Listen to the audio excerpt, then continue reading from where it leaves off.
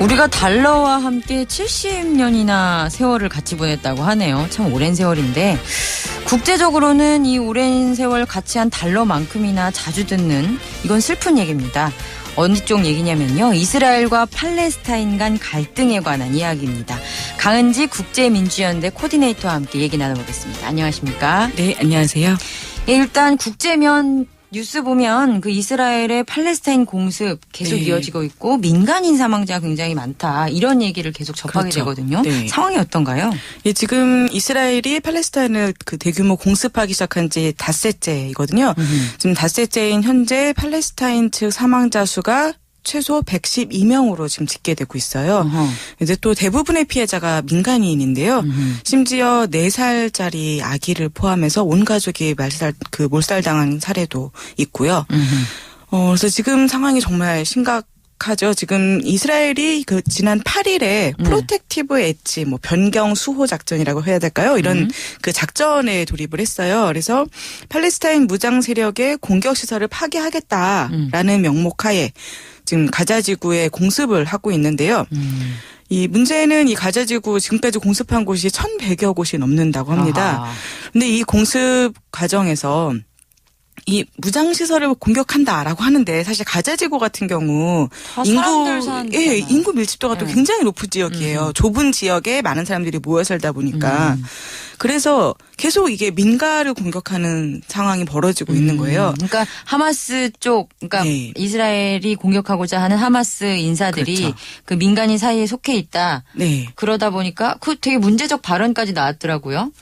예, 지금 그래서 이스라엘 측에서는 아예 거기에 대해서 오히려 하마스 탓을 하고 있죠. 하마스가 민간인을 방패로 이용하고 있다라고 하면서 그래서 이스라엘은 심지어 하마스가 그러니까 이 지금 팔레스타인 민간인 희생자는 하마스가 초래한 거다. 이런 식으로까지 나오고 있는데 근데 사실 그 정도로 민간인 피해가 예상이 되는 상황이라고 하면 사실은 공습을 안 하는 게 맞는 거죠. 그게 국제인도법에 있어서도 그런 경우에는 공습을 하지 못하도록 되어 있거든요. 아니 하다못해 우리가 은행에서 인질이 강도로 잡혔을 때도 강도가 인질을 잡았을 때도 그런 식이잖아요. 그렇죠. 인질 보호 때문에 섣불리 이렇게 공격을 하지 않는 거는 국제적인 전쟁이라든지 이런 거에서도 해당되는 얘기일 텐데. 네, 그래서 지금 유엔 인권 기구에서도 계속 그런 지적을 하고 있어요. 심각하게 하고 있죠. 네, 민간인을 대상으로 하는 민간인 지역을 공격하는 이 공습이 국제인도법과 국제규범의 위반이다라고 지금 지적을 하고 있는데,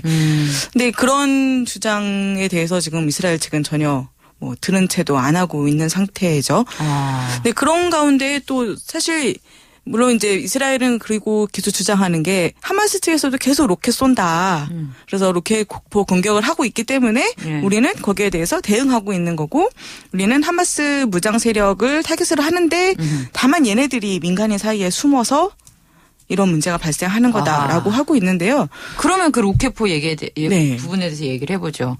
지금 팔레스타인도 또 이스라엘 쪽에 로켓을 엄청 쏘고 있다고 해요. 그래서 600 몇 방을 쐈다고 이런 얘기들이 나오긴 하는데요. 그런데 사망자가 없다면서요. 네.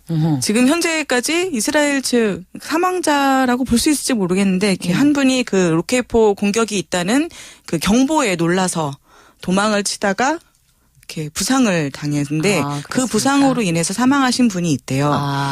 네, 그런 경우를 빼고 직접적인 피해는 없습니다. 직접적인 공격과 관련해서는 엄청난 차이가 그러니까 숫자로 환산하기가 굉장히 되게 죄스러운 일이지만 100배 가까이 차이가 난다고 할 수 있는 건데 이런 차이는 어디서 오는 거죠? 결국 화력인가요? 네, 압도적인 화력의 차이죠. 그리고 그 화력에 투자된 돈의 차이라고도 할 수 있을 것 같은데요. 그 요즘 많이 나오는 말이죠. 아이언돔이라는 그거 정말 그런 얘기가 나잖아요. 것 같아요. 그게 로켓 미사일이 날라왔을 때 그것을 요격하는 시스템이죠. 그렇죠. 근데 그게 지금 사실 처음에 이스라엘에서 이 아이언돔을 개발했다, 이걸 배치했다라고 했을 때 국제사회에서 다들 이게 효과가 있겠어라고 의심을 했었어요.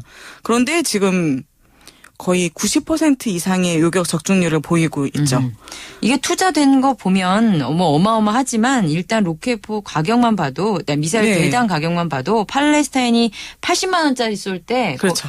이스라엘은 5천만 원짜리로 그걸 막는데요. 네, 그러니까요. 그 차이 그걸 어떻게 할 수가 없는 거죠. 그러니까 이 뭐 이 아이언돔 포대 하나 가격이 뭐 560억 원 뭐 이렇게 들고 개발하는 데만 2천억 원이 들었다 뭐 이렇게 나오니까요. 그렇다면 지금 네. 같은 어떤 비대칭적인 피해 상황은 계속될 수밖에 없다 이렇게 보여지는데 네. 그렇다면 이런 심각한 상황 왜 일어난 거죠? 되풀이되는 것 같은데 이번엔 또 뭡니까? 네, 그래서 이번 공습의 직접적인 이유가 뭐냐 이거에 대해서 또 얘기를 안 할 수 없는데 사실 지금 이스라엘에서 이야기하고 있는 명분은 지난달에 그 이스라엘 청년 3명이 납치가 된 이후에 지난달 말에 시신으로 발견이 됐어요. 그래서 이스라엘 측은 이것이 이제 하마스가 저지른 짓이다라고 규탄을 하고 있어요. 네. 그런데 또 뭐 비교를 하기는 좀 그럴 수 있겠지만 그 이후에 사실은 그 7월 초에 그래서 또 팔레스타인 16살짜리 소년이 또 납치가 돼서 이 소년은 산채로 불에 태워져서 사망을 했거든요. 그래서 그 또 이스라엘 극우 집단에서 뭐 이제 시오니스트들 뭐 이렇게 그런 부리는. 범죄인데요. 그러니까 이제 이런 범죄. 그래서 이 하마스가 이스라엘의 청년 3명을 죽였다라는 게 지금 직접적인 공격의 명분이에요.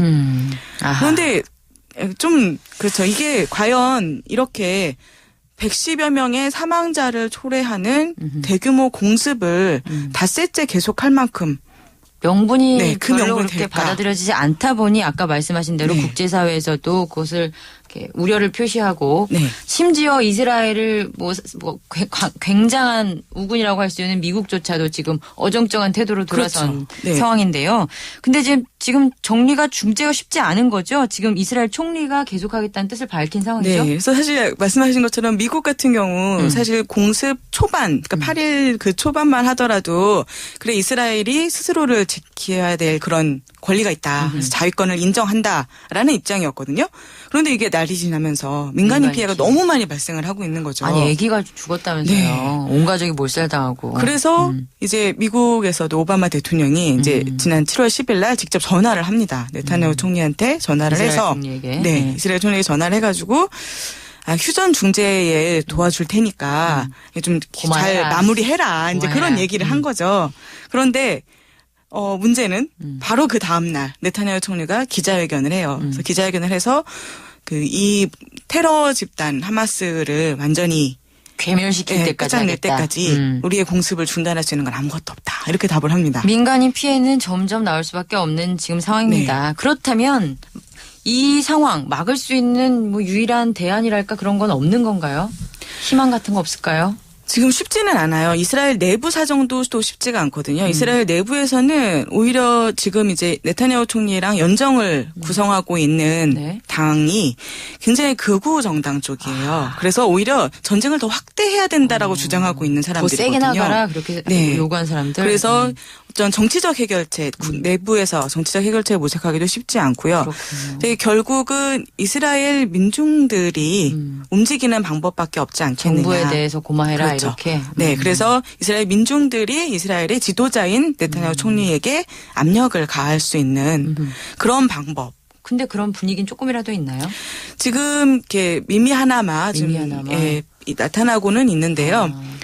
하지만 이스라엘도 워낙 이게 복잡하게 얽혀 있고 또 사실 많은 이스라엘 청년들이 아예 생각하기 싫다 이런 쪽이 아이고, 많아요. 어떡합니까? 너무 오래 계속된 문제다 보니까 실제로.